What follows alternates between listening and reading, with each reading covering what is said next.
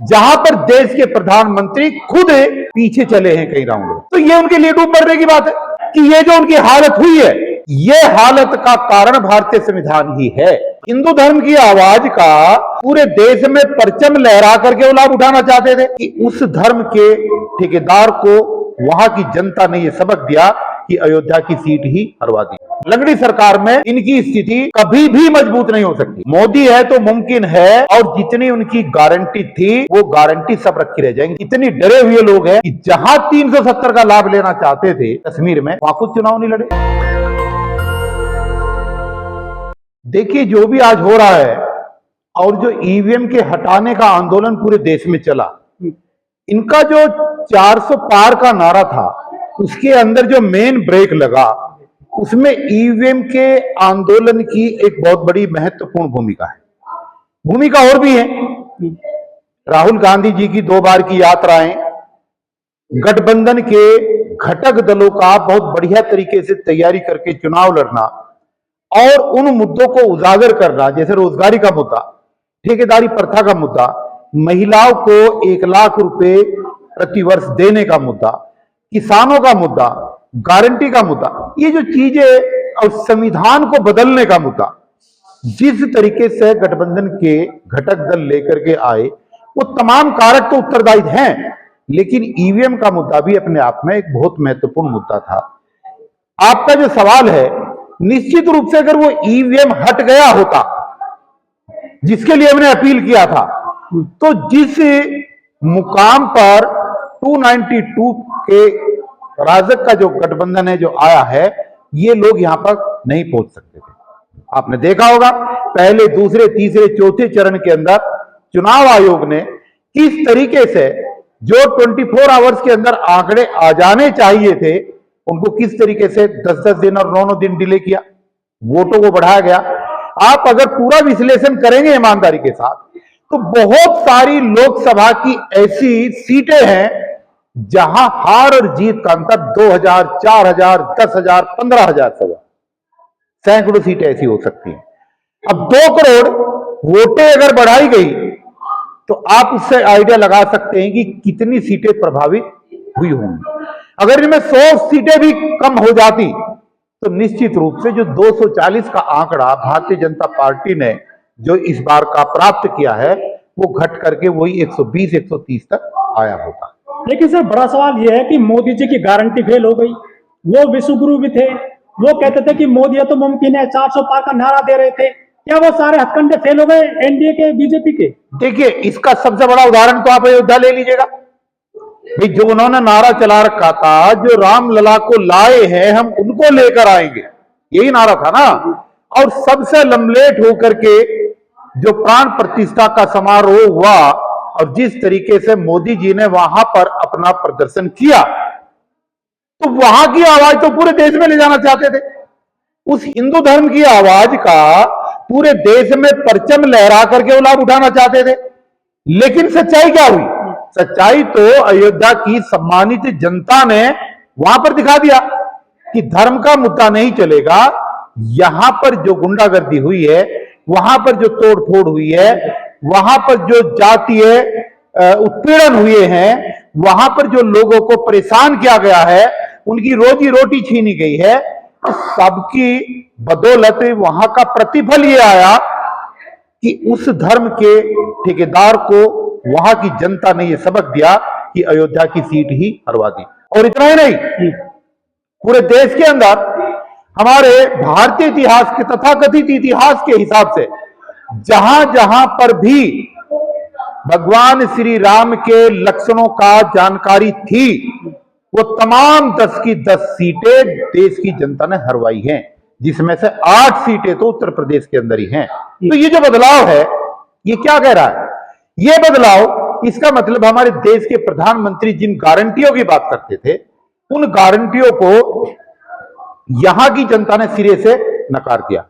और वाराणसी की लोकसभा सीट पर जिस दिन काउंटिंग हुई, उस दिन अगर आपने देखा होगा कि कुछ राउंड ऐसे भी रहे जहां पर देश के प्रधानमंत्री खुद पीछे चले हैं कई राउंड में। तो ये उनके लिए डूब मरने की बात है।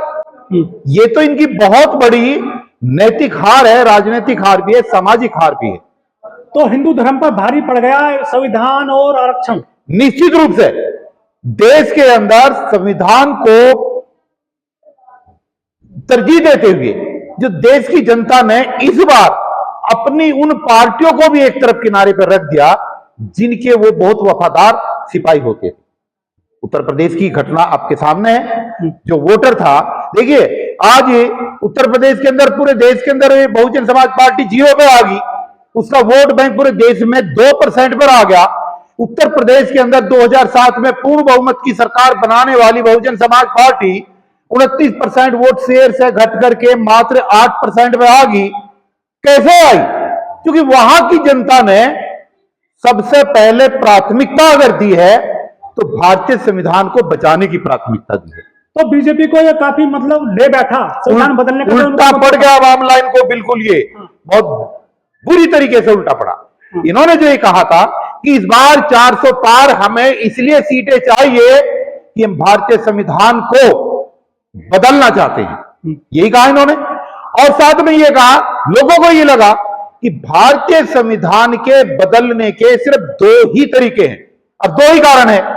दलितों के लिए आरक्षण की व्यवस्था को खत्म करना और बाबा साहब के बनाए हुए संविधान से दलितों के अंदर जो आस्था है बाबा साहब की, उसको खत्म करना। और तीसरा, वोटिंग राइट उन मुस्लिमों से छीन लेना जिसको ये इस देश का हिंदू राष्ट्र घोषित करना चाहते हैं। मोदी जी जिस चीज को चूमते हैं उसको खत्म कर देते हैं। पिछली बार लेटे थे संसद में, संसद बदल दी। इस बार संविधान को चूम लिया है, क्या लगता है 5 साल के लिए? कई उदाहरण है ऐसे। तो वो गंगा जी भी उनको बुला करके लाई थी, वो भी दूषित होगी। ये तो तमाम तरीके की चीजें हैं जब जब भी उन्होंने कहा है। लेकिन जो ड्रामा वो कर रहे हैं, उनको ये जो मुद्दा भी आपने जिक्र किया था, उनको पता लग गया कि ये जो इस बार उनके साथ हुआ है। देखिए, लंबे समय तक वो गुजरात के मुख्यमंत्री रहे, 3 बार से यहां का चुनाव लगातार उनकी अगुवाई में लड़ा जा रहा। ये उनके जीवन की पहली घटना है कि सत्ता की कुर्सी पे पहुंचने से पहले उन्हें गठबंधन के लोगों की खुशामद करनी पड़ रही है।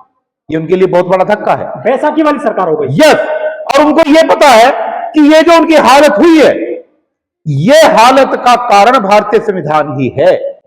जो गठबंधन के नेता, जो कांग्रेस के नेता, राहुल गांधी, तेजस्वी यादव, अखिलेश यादव, ममता बनर्जी और तमाम जितने भी लोग हैं, जो भारतीय संविधान की किताब को लेकर के जनता के बीच में पहुंचे और जो अपील की कि संविधान को बचाना है, वो संविधान की अपील भारतीय जनता पार्टी के बड़पोलेपन को लेकर के डूब गई। तीसरी बार मोदी जी प्रधानमंत्री बन रहे हैं, लेकिन भाजपा के खेमे में वो खुशी नहीं है, लड्डू भी नहीं बटे। इस बार ना फूल बरसाए गए हैं। भाजपा के खेमे में खुशी बिल्कुल नहीं है, और भाजपा के खेमे में क्या, पूरे एनडीए में भी कोई खुशी की लहर नहीं है। ये तो एक, देखिए, संवैधानिक औपचारिकता है।